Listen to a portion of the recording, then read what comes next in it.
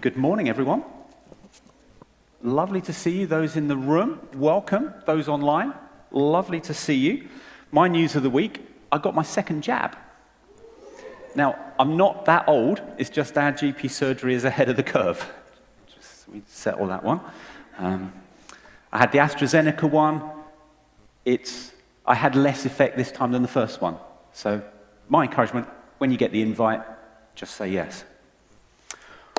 I want to start by recapping last Sunday. You may have caught the service, you might not have done. Rob introduced our new series, Opening Our Hands, and as part of that gave a wonderful update on our Storehouse Compassion Ministry and some of the new things that are coming up. If you missed the talk, you can catch it on our website. One of the things that Rob said that I loved was this: it's always been God's plan that those with more look after those with less. That is so true. Rob updated about the building project, the work we've had going on out the back there, creating shop areas for food and for clothing, and that is wonderful, amazing space. And then Rob shared some of the vision, some of the things coming up in the near future. We've been really helped by thinking about 5 areas of human need, and it's summarized in this next slide, which hopefully will come up. There you go. So there are what we might call immediate needs, our basic needs for food and clothing. There are needs for security and stability, things like finance and employment. We have connection needs for relationships, being a part of something. There are resilience needs, that sense of recognition. And then lastly, there are those needs that we fulfill our potential, that we actually achieve something. What on earth am I here for? And we live that out. Now, Storehouse, for those of you that are familiar with it, is just amazing. Serves hundreds of families each year that are in material need. And the focus for the 25 plus years that Storehouse has been around has primarily been in that area of immediate needs.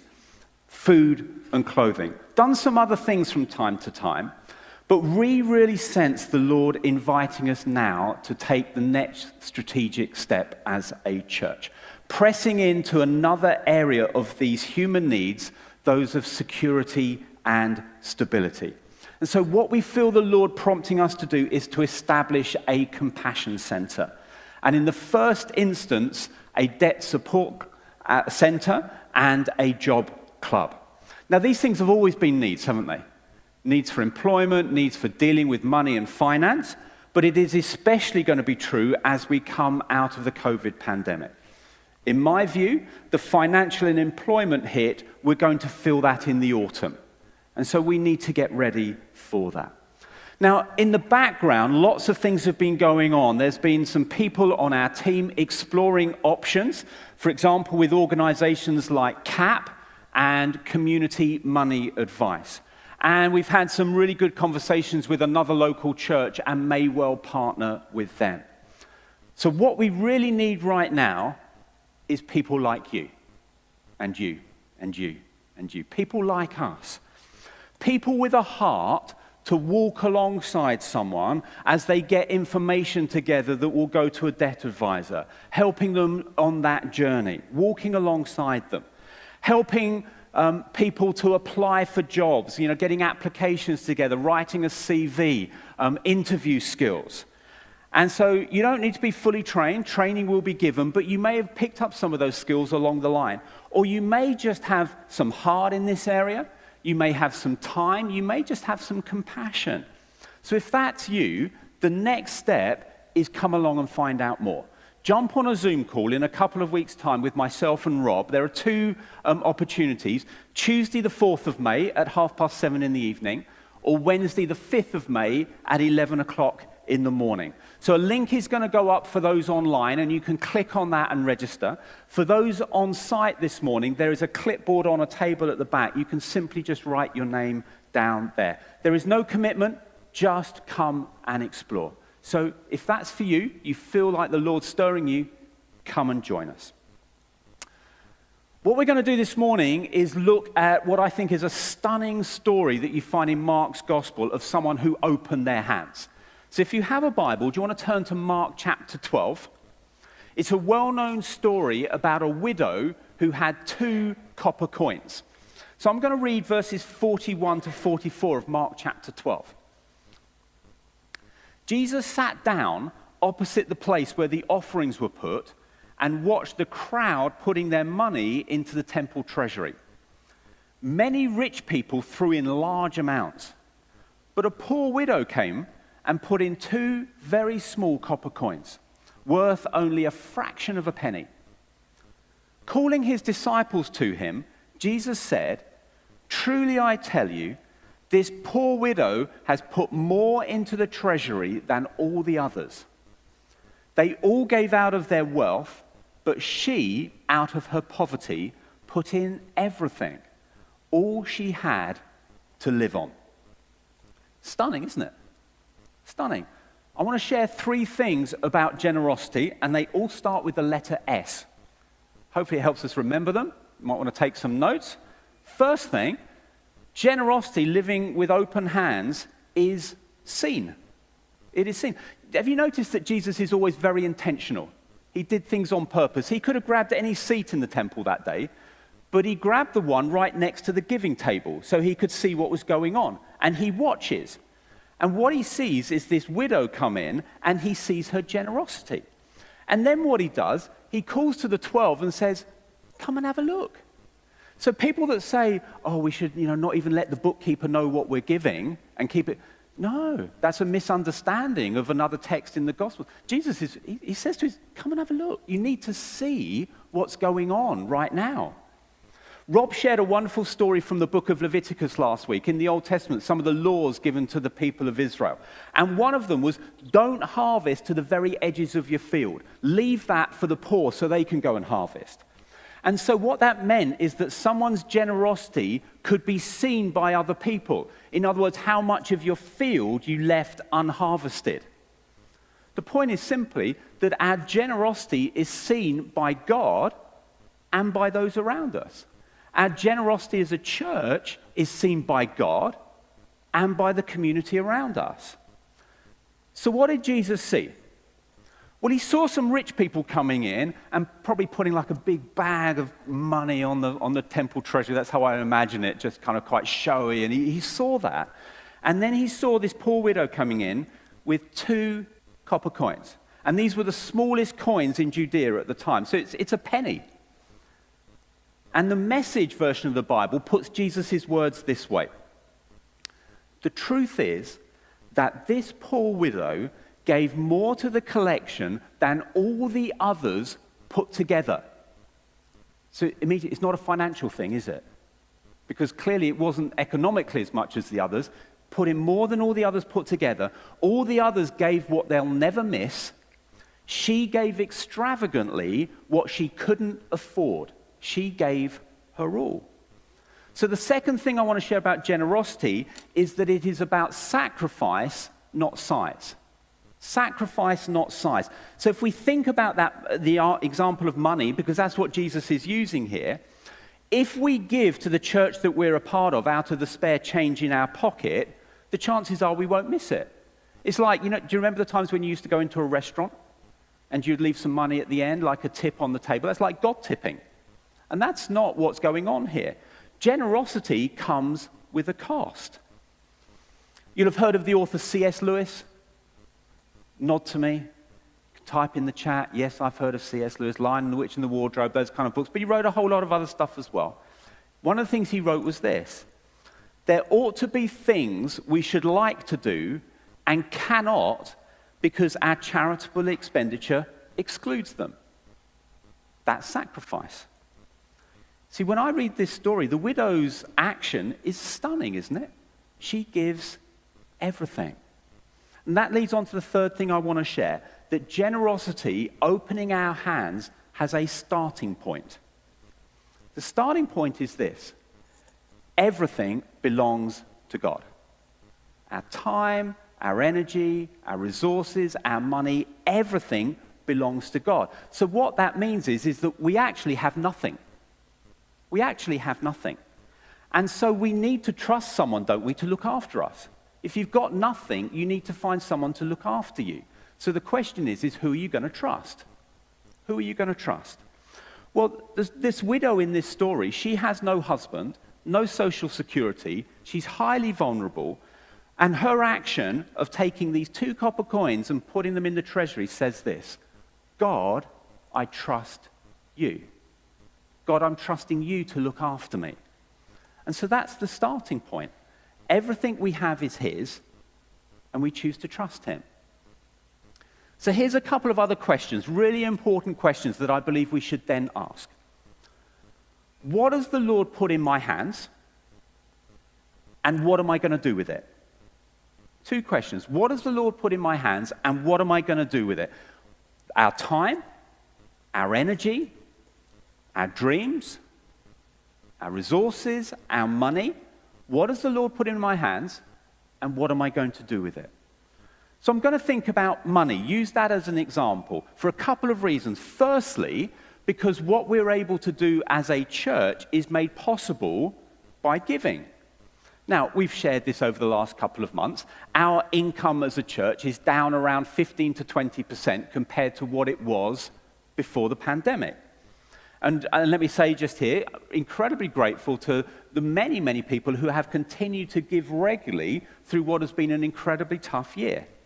But I don't want us to be doing 20% less ministry compared to a year ago. So that's where we are.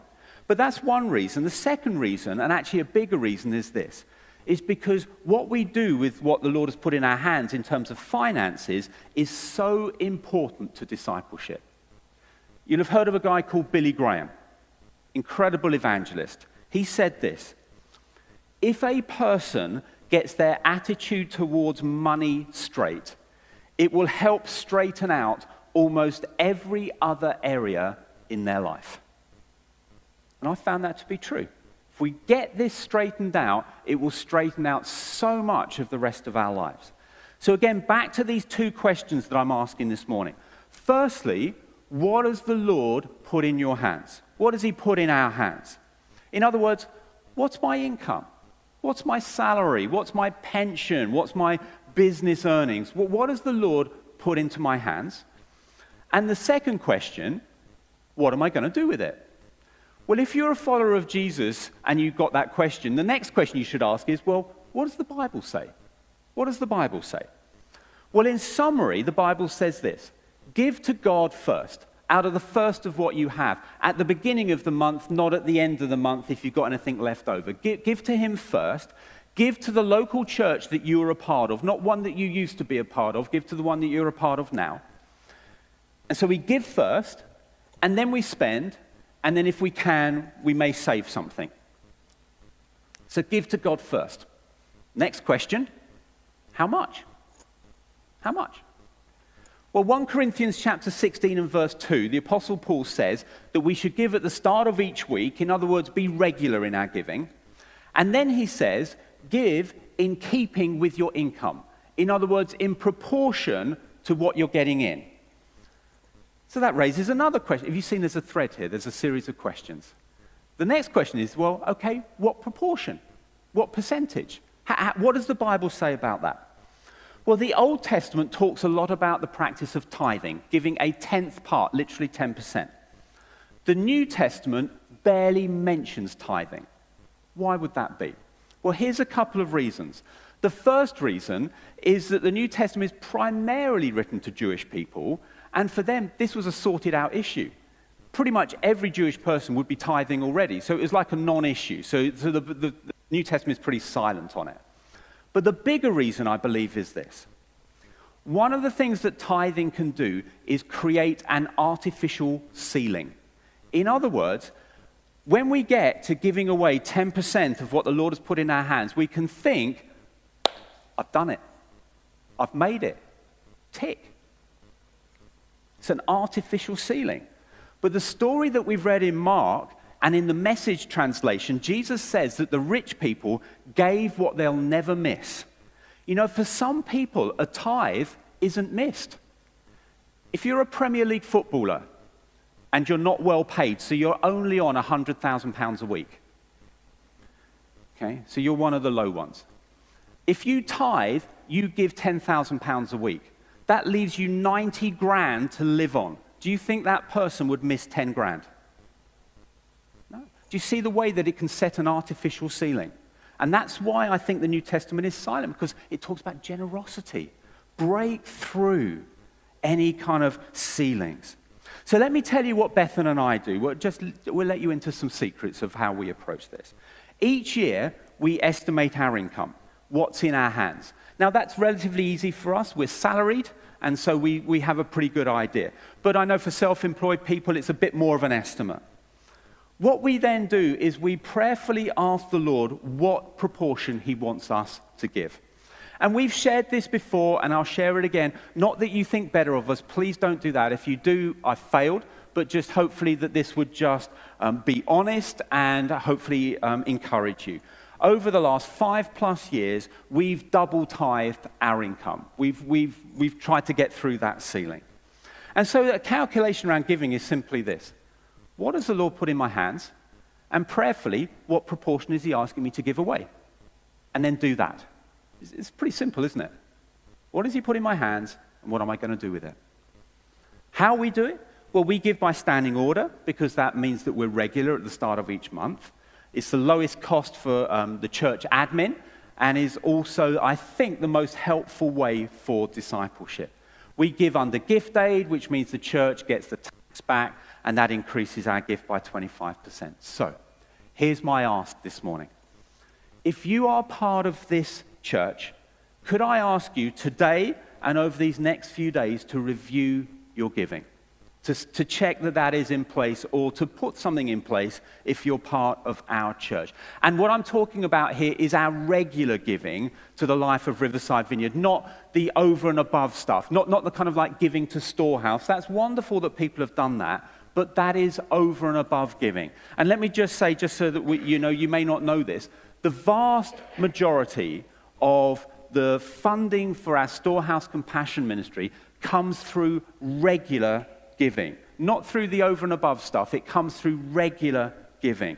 So that pays the staff costs, the lighting, the heating, the water, the mortgage, which gives the space for Storehouse to run, the phones, the printing, all of that stuff. It all comes through our general giving. So if you want to support Storehouse, the primary way to do that is through general giving. So I'd love you to review your giving. What does the Lord put in your hands, and what proportion does he want you to give? And then take a step. Take a step today. In the next few days, would you take a step forward? And here are some really helpful steps. If you've never given, begin to give. If you give sporadically, start to give regularly. If you give regularly, begin to tithe. And if you tithe, is the Lord inviting you to break that ceiling, to explore even greater generosity? Practically, if you're already giving, thank you so much. If you need to adjust that amount because you've got a standing order or a bank transfer in place, you need to contact your bank. We cannot do that for you. So that's your action, if you will, to contact your bank.